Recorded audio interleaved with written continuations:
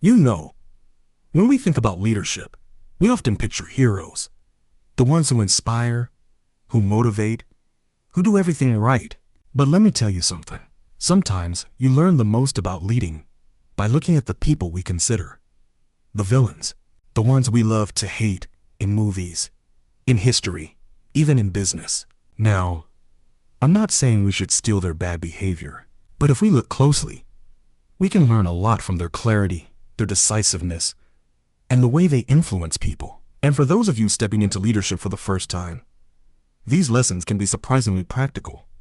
Lesson number 1. Villains always have a vision. Think about a character like Thanos, or even a business leader with a controversial style.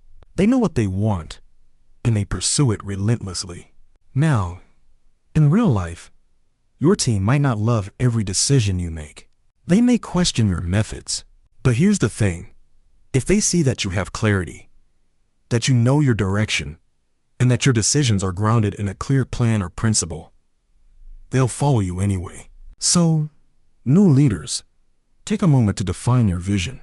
Not a vague abstract statement, but something tangible, something that guides decisions, inspires action, and holds your team together when things get messy.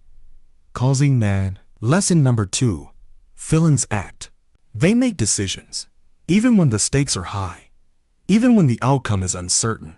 And yes, some of those decisions are ruthless, but the underlying principle is worth noting. They don't hesitate. For new leaders, indecision is often your worst enemy. You'll never have all the information, and things won't always be perfect. That's okay. Leadership isn't about waiting for perfect clarity. It's about taking action, making informed choices, and adjusting along the way. The people around you, they notice decisiveness. They notice courage, and that builds trust faster than any memo ever could. Lesson number 3. Influence.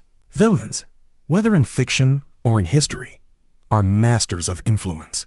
They know how to motivate people toward their goals. And let's be honest, leadership is mostly influence. You're guiding people, helping them see the bigger picture, getting buy-in for your ideas. For new leaders, the lesson here is simple. Communicate. Share your vision. Connect your team's work to something larger. Inspire them, not manipulate them. Be intentional about how you guide people. People don't follow because you're in charge. They follow because they believe in what you're trying to achieve. There's another subtle lesson here.